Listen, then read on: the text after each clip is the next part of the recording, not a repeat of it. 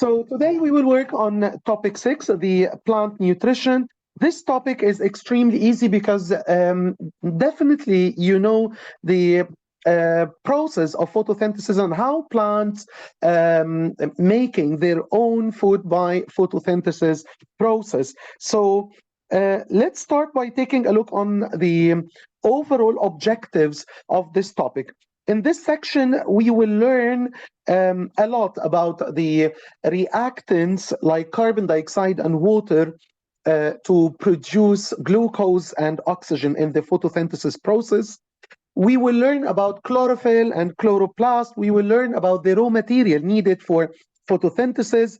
We will learn about the word equation for photosynthesis. And for year 10, as an extended part, we have to understand and state the balanced chemical equation for photosynthesis. We need also to work on the limiting factor. And from the name limiting factors, it means all of the factors that limits the photosynthesis or control the rate of photosynthesis process. We need also to outline the subsequent use and storage of carbohydrates made by photosynthesis. We need to study the effect of light and dark conditions on gas exchange and rate of photosynthesis process. Finally, we need to understand the importance of magnesium and amino acids for making chlorophyll and for growth in the plant. Please don't forget to take a look on the mind map when you finish the topic, because it's beneficial for some students. Instead of reading a lot, they can just draw a mind map for the or concept map for the topic, and then they will check all of the information needed or what they have to learn in this topic.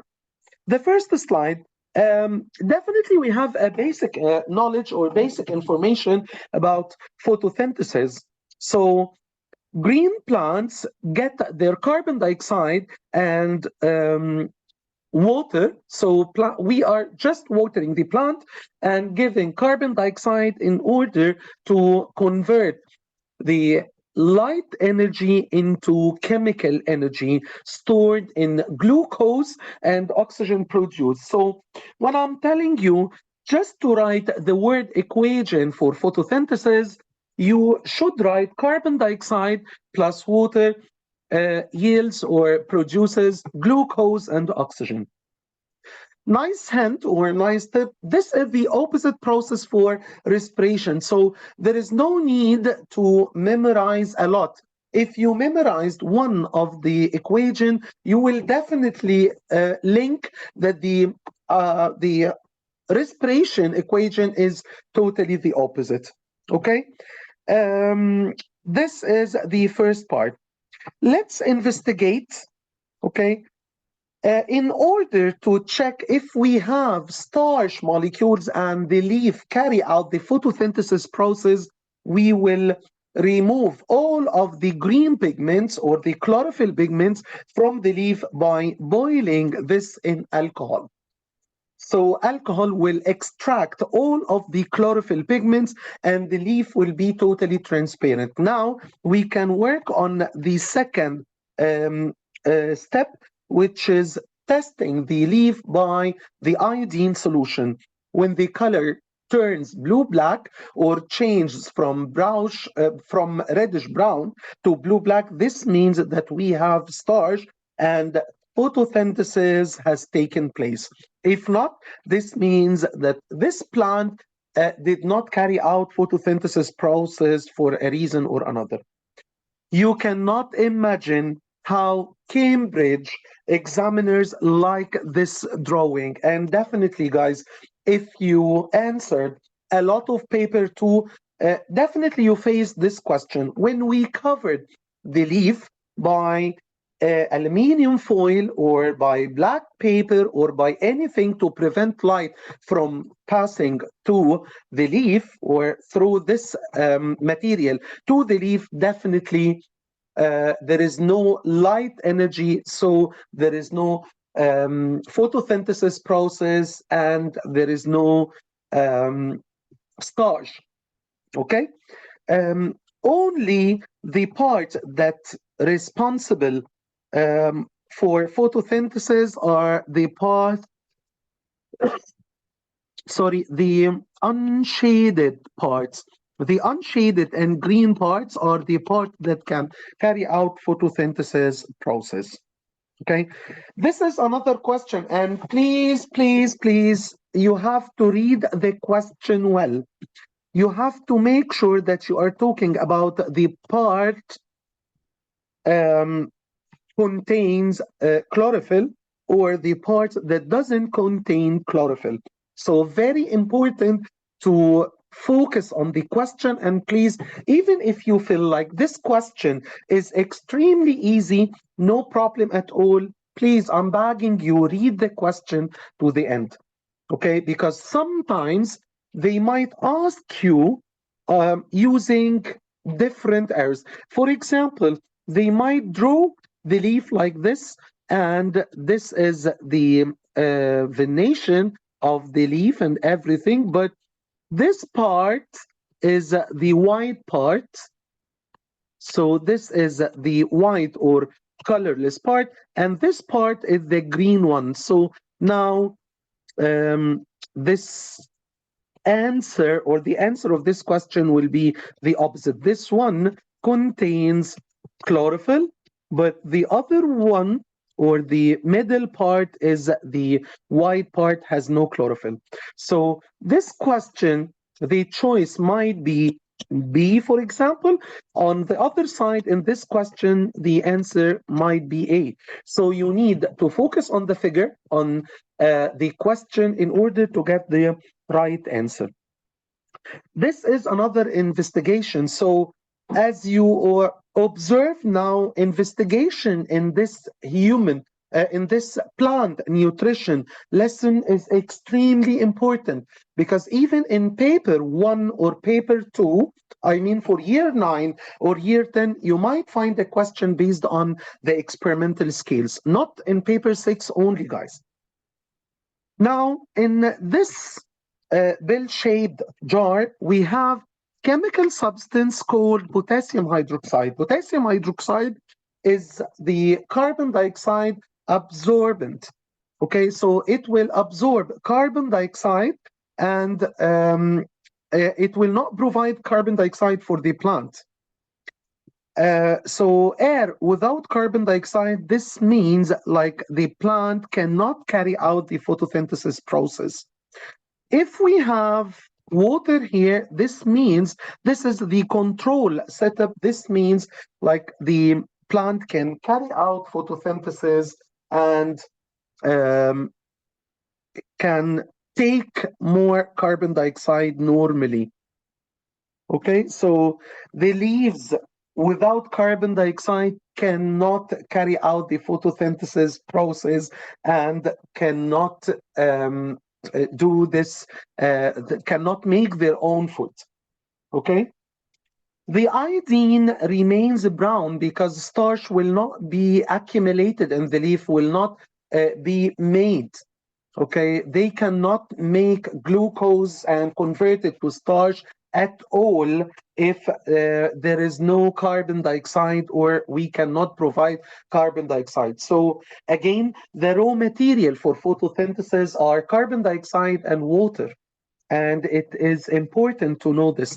It's important to know that potassium hydroxide is the carbon dioxide absorbent. Any substance, for any substance, he might mention that this substance is carbon dioxide absorbent. Definitely it will reduce or prevent the carbon dioxide, and photosynthesis will be reduced or stopped as well. What are the conditions needed for photosynthesis? As you know, because this is a recap session and we mentioned several times that we need carbon dioxide, we need water, we need sunlight, and definitely this will happen in the chloroplast that contains chlorophyll, the green pigments that traps sunlight for doing this photosynthesis process. One more thing we need to mention, the temperature, because if we did not adjust the temperature, or if we did not provide the suitable temperature, definitely the enzymes might be denatured if the temperature is extremely high, or if it is extremely low, the collision and kinetic energy between the molecules will be less, so the rate of photosynthesis will be less as well. What happens during photosynthesis? I think for this slide, we have mentioned everything, but for the supplement part for year 10 students, for year 11 students, if you are taking IGCSE biology in year 11, you have to know the balanced chemical equation for photosynthesis. This equation might come out of 2 marks, might come out of 3 marks. It depends on the question. 1 mark could be awarded for the reactant, 1 mark could be awarded for the product, and 1 mark, you cannot imagine, will be awarded for the balancing. So balancing the equation in biology, in chemistry, in the 3 sciences will make a difference. Now, the limiting factors in photosynthesis. Look, the limiting factors in photosynthesis are 3. Light intensity is the first one. From the name, what is the meaning of limiting factor? The meaning of limiting factor is that factor affects the rate of photosynthesis. This is the meaning of the limiting factor. Factor affect the rate of photosynthesis. Very important to know that light intensity is one of the factors that affects the rate of photosynthesis, because if we have less light, if we have low light, if we have less light intensity, this means that photosynthesis will not occur efficiently. And the rate of photosynthesis will reach something called levels of or plateau in the graph. So, and definitely this will help you in describe question, because now you can definitely describe the graph, and you can mention that as light intensity increase, the rate of photosynthesis increase, but after a while, when light intensity decreases, the level or the rate of photosynthesis stays the same. Even when we have specific light intensity, or if we increased light intensity, there is a limit for that. There is a limit for photosynthesis process. So light intensity could be the limiting factor. Look, now light intensity has been increased, but in a certain point, chlorophyll, chloroplasts cannot take more light. So at this point, light intensity will be the limiting factor, because we are providing carbon dioxide and we are providing suitable conditions for temperature, or warmth. For the second factor, which is the carbon dioxide concentration factor, as you can see, if I asked you to compare between graph 1 and graph 2, in graph 1 we have 0.3% carbon dioxide. On graph 2 we have 0.13% carbon dioxide. So the graph is steeper because the carbon dioxide has been increased. So when carbon dioxide decreased, it considered as a limiting factor. Consequently, the plant cannot carry out photosynthesis process at all. Okay, and you can say in between A and B, if you compared in between A and B, this is level of or plateau. Okay, and please implement those terminology in your answer. Next one, all of these factors, guys, are extended. So very important to study this for the extended level. Another limiting factor, which is temperature. Look at this. If we have 30 degrees Celsius, the rate of photosynthesis has been increased and the graph became steeper. Steeper, it means like that, okay? It reached the high rate first or easily. On the other side, we have here, when we have 20 degrees Celsius, we have level of or plateau or the rate became stationary or the same. Okay, let's go to the investigation. Now, in this investigation, we need to check the effect of light intensity on the rate of photosynthesis. Okay, look at this experiment. In this experiment, we have the source of light here, and we have the aquatic plants, okay, like hydrilla. We have water bath, we have beaker and thermometer.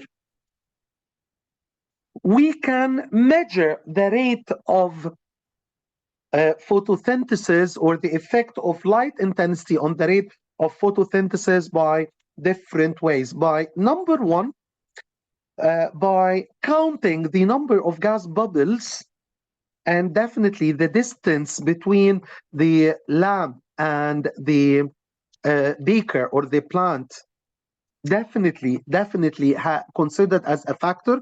As the distance decreases, the rate of photosynthesis increases. So there is a negative correlation or inversely relationship. The higher the rate of bubbles given off, the higher the rate of photosynthesis. Thus, increasing light intensity increases the rate of bubbles given off and therefore the rate of photosynthesis. So, as the number of gas bubbles increases, the rate of photosynthesis, it reflects that the rate of photosynthesis increases. That's all depends on light intensity, guys.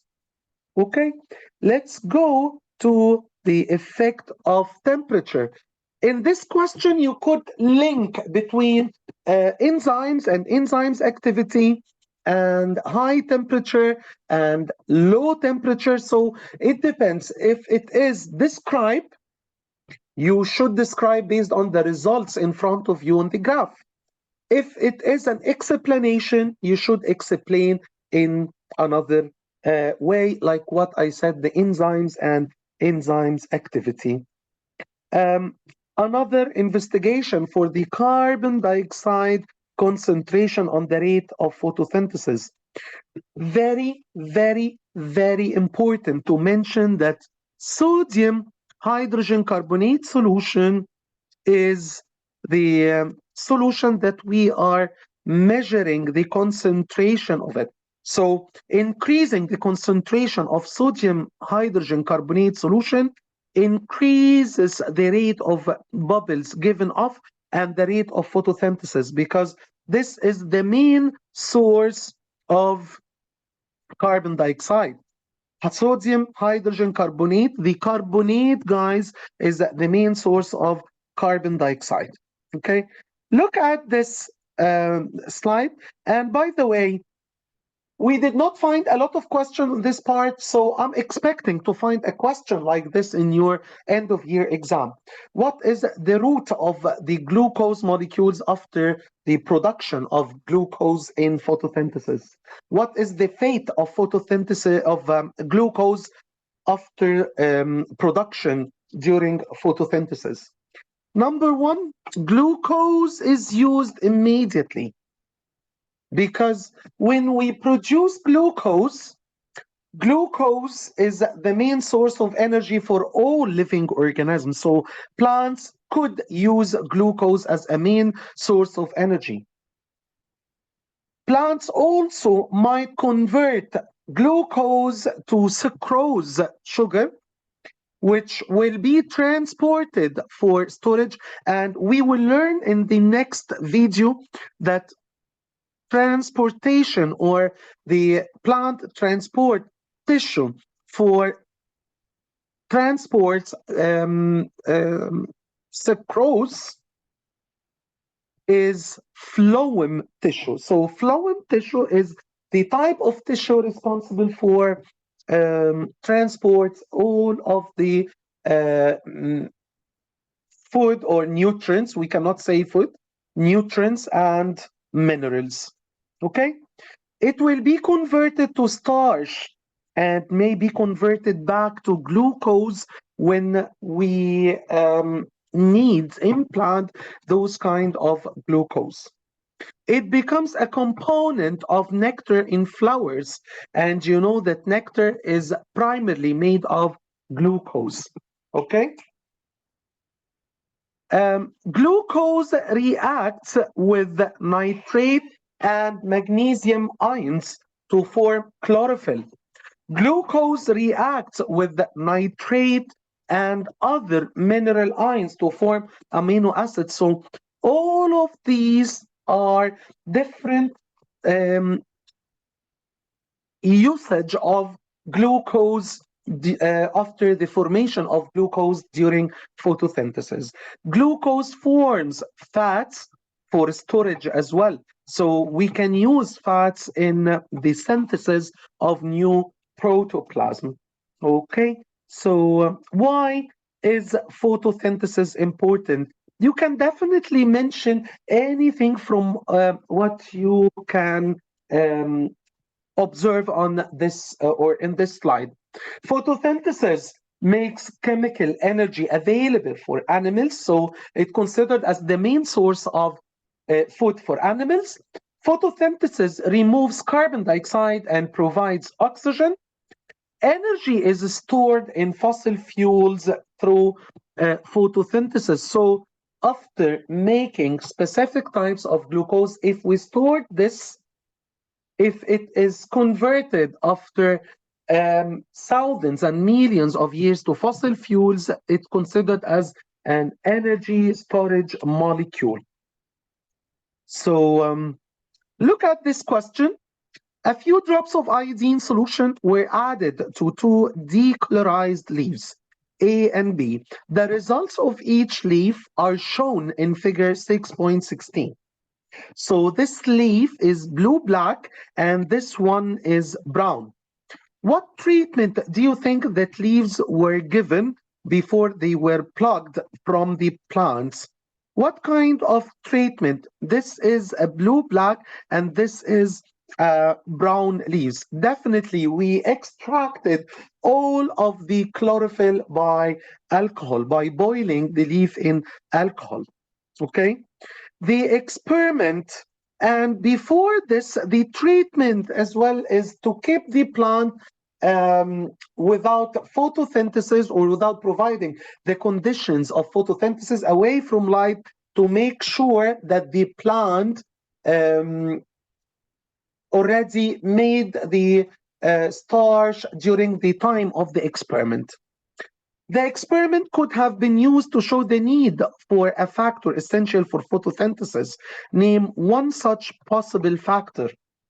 We can say light intensity. Which leaf A or B could serve as a control for the experiment in B? Give your reason. Which leaf could be the control? Is it A or B? Definitely, we can use B as a control in order to refer our data to or to compare the data to. The second part of the topic is the leaf structure, and you cannot imagine, guys, how examiners like this part. Okay, a lot of questions related to leaf structure and function.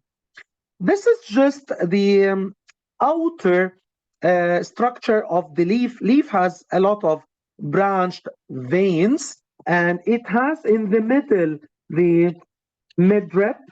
Okay, it has leaf stalk, and definitely this is the stem. So this is the midrib, and all of these are branched veins or branch of midrib. And the leaves of grasses usually have parallel veins. However, the leaves of trees and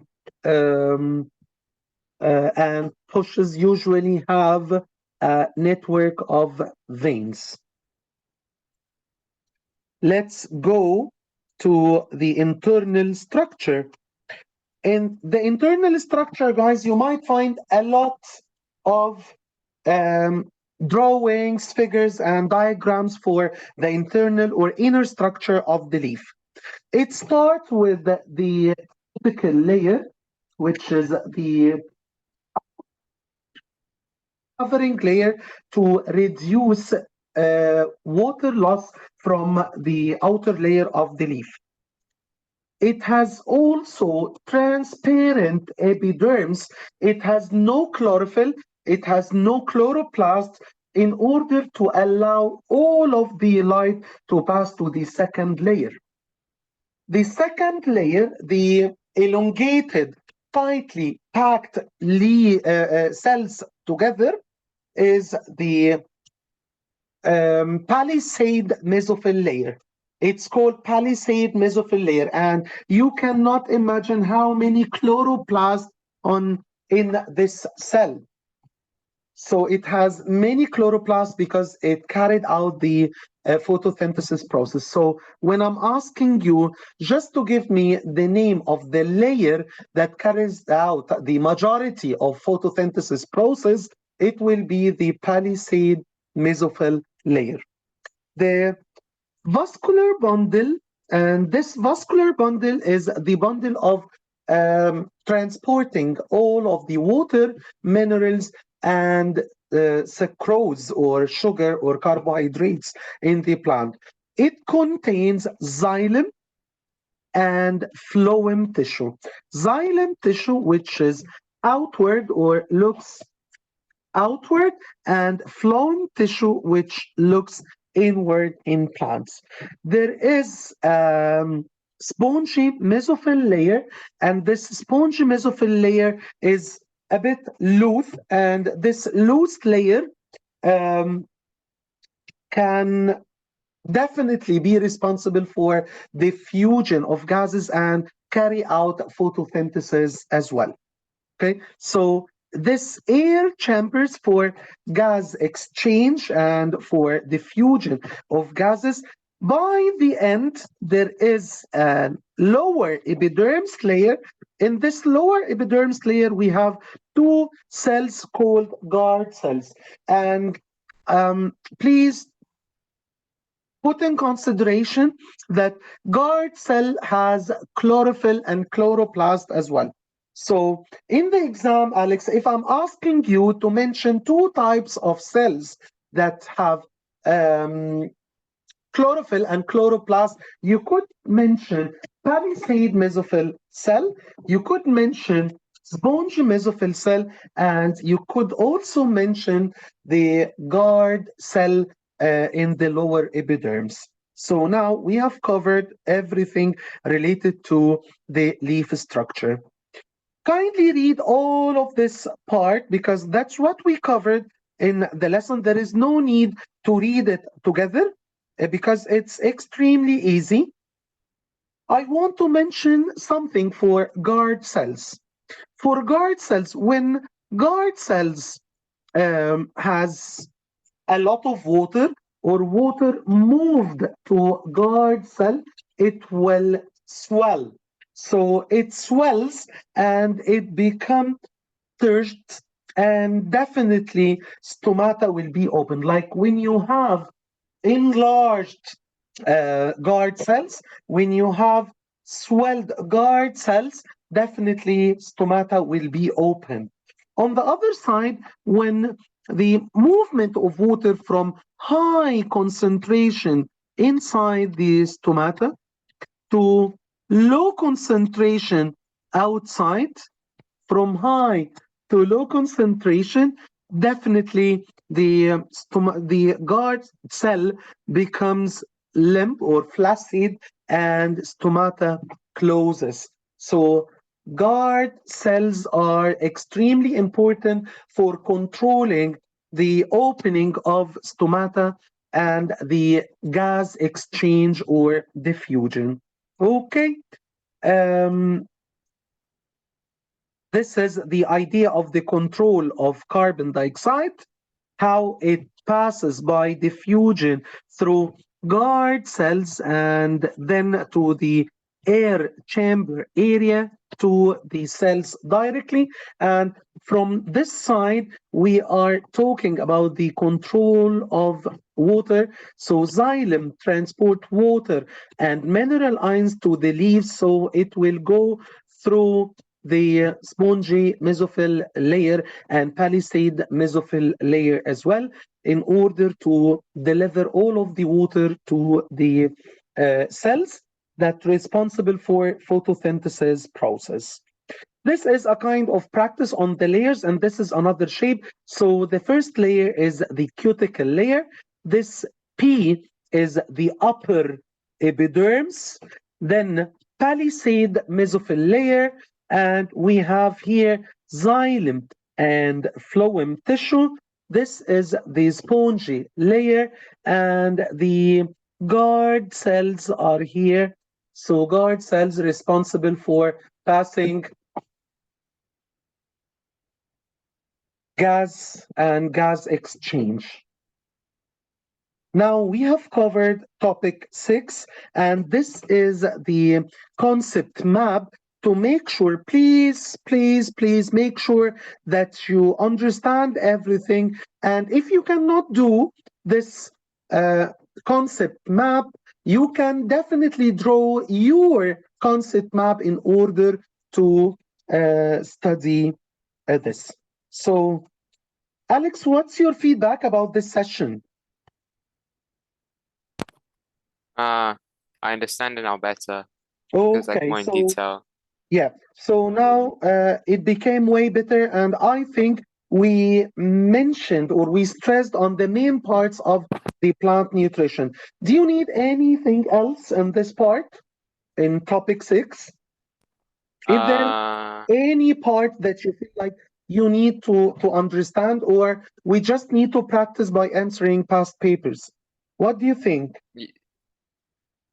No, I think we just have to do past papers. Okay, perfect. So let's go to topic 8 directly, which is the plant transport.